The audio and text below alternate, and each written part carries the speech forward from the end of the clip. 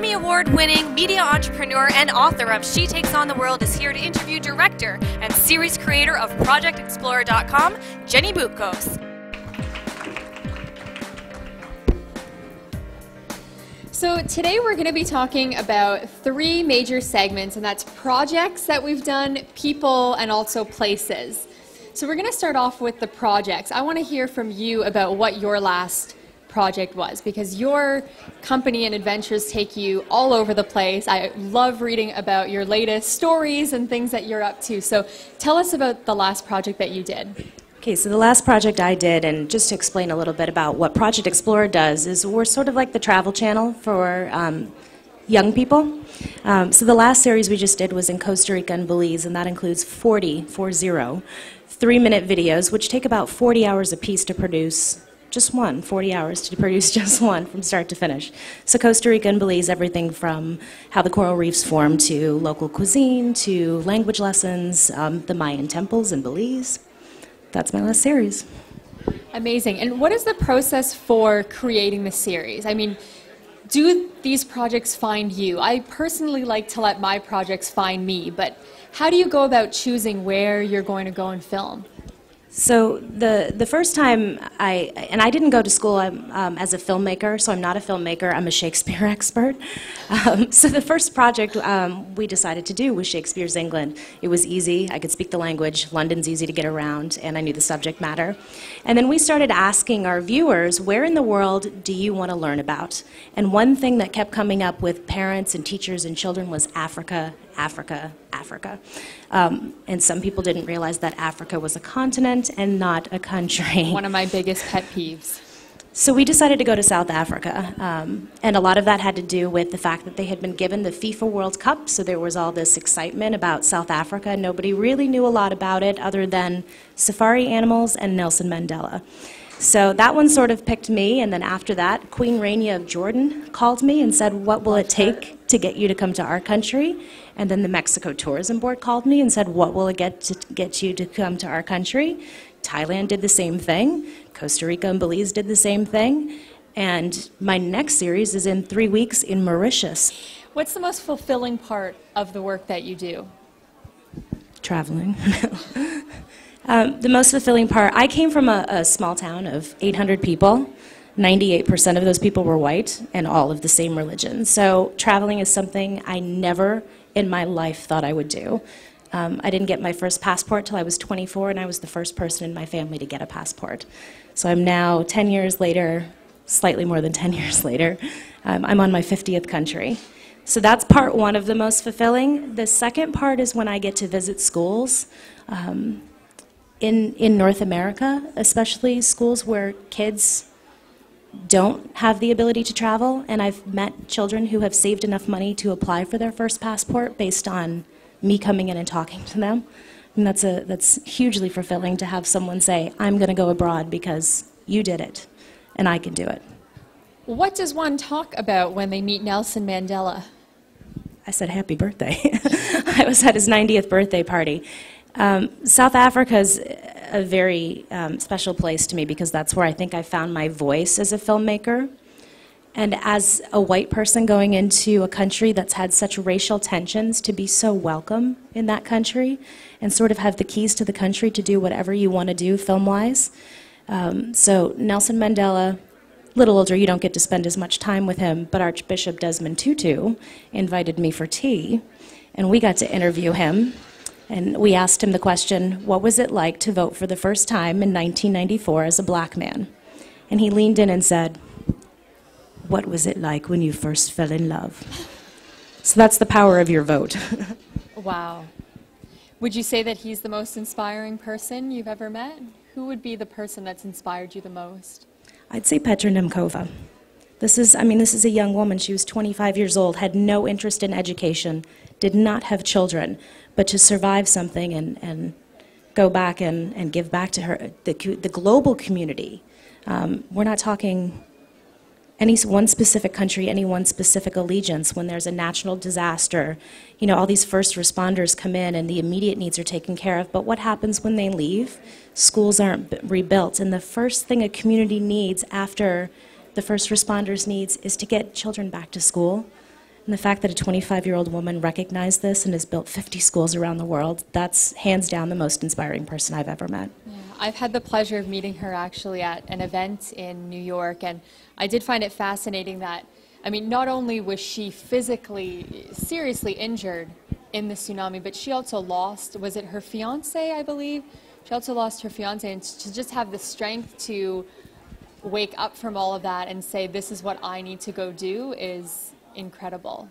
Jacqueline Novogratz is an incredible woman who's doing a lot to alleviate poverty around the world by applying business solutions, and she has an incredible story as well. She was, as a 25-year-old woman, in Rwanda, and she wasn't sure what she was doing there, where it was going to take her, and she was running one day over the hills, and she came across this young boy who was wearing this blue sweater with zebras on it, and it made her stop in her tracks, and she thought, oh my God, that is my sweater from when I was a kid.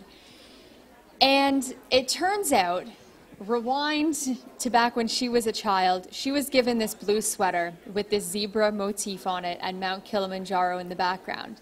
She wrote her name in the tag, and she loved the sweater for many years until she started getting a little older, and a lot of people started making fun of her for wearing this sweater. So she got home one day, she was really upset, and she put the sweater in a Goodwill bin, and her mother brought it to the local Goodwill store. Years later, here she is in Rwanda, did not speak the same language as this child, to ask him to take off this sweater so she could check it. So she ended up just going behind, flipping up the tag, and her name was written in that sweater. So here's a woman thousands and thousands of miles away from her home, and she runs into this boy who has the sweater that she had when she was a child, and she realized then that she was exactly where she was supposed to be, and has been talking about ways to alleviate poverty ever since. And what I find really fascinating about Jacqueline is that she always talks about how when she was in her 20s and she first went to Africa, she was there like, okay, let's get my hands dirty, let's save Africa, let's save the people in Africa. And you've been to Africa as well. People don't need saving. They don't need the kind of help that we often want to give them.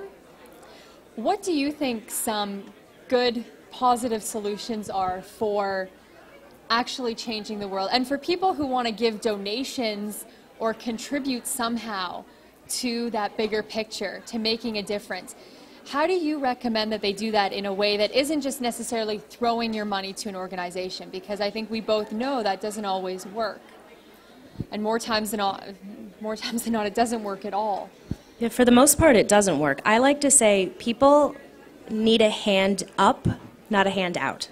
So Africa's looking for a hand up. Third world countries need a hand up and not a hand out, and that starts with education.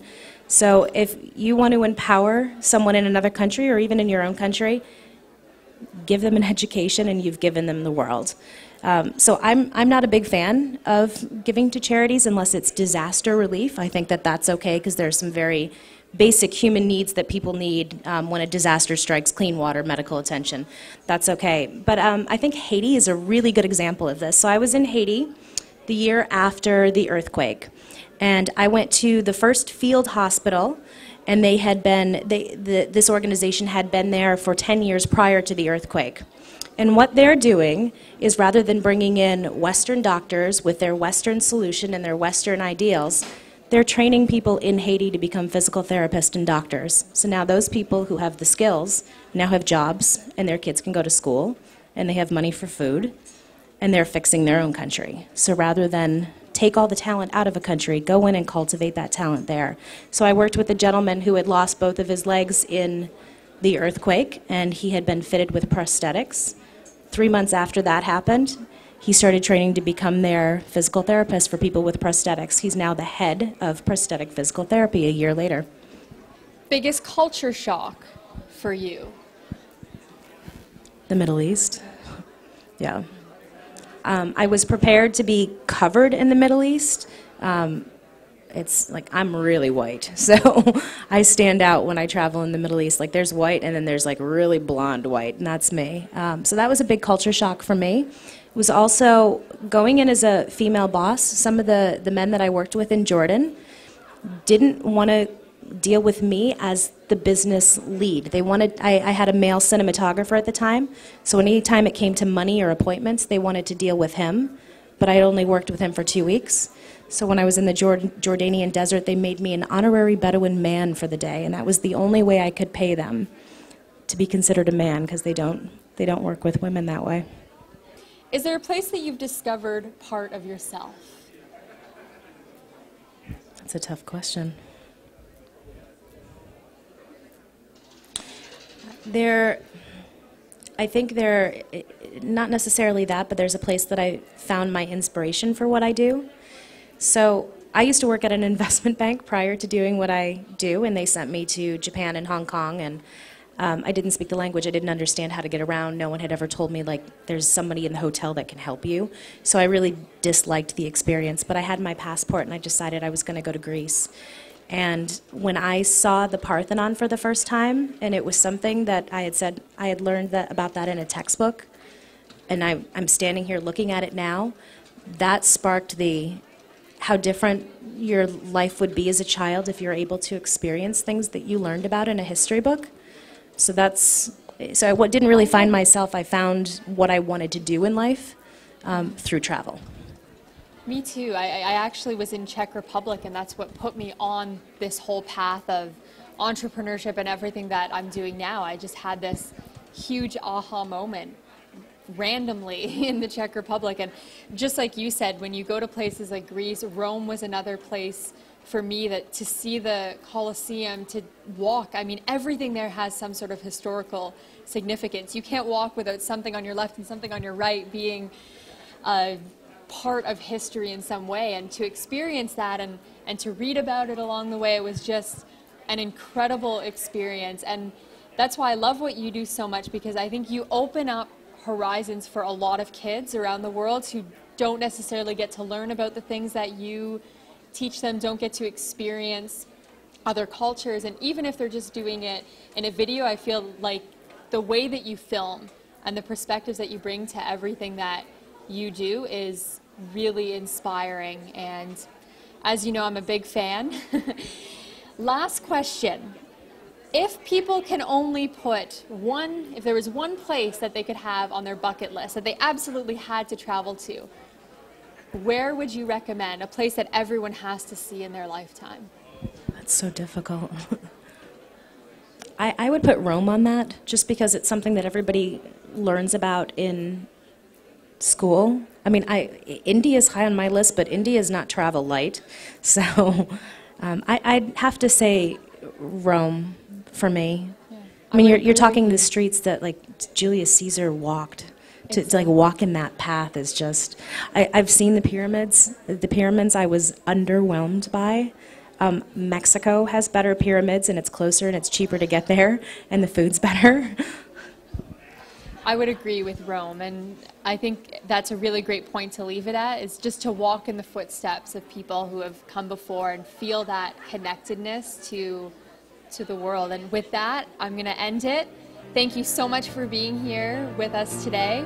Thank you, and Natalie. I hope you all enjoyed the interview with the lovely Jenny Bukos of ProjectExplorer.org. Thank you.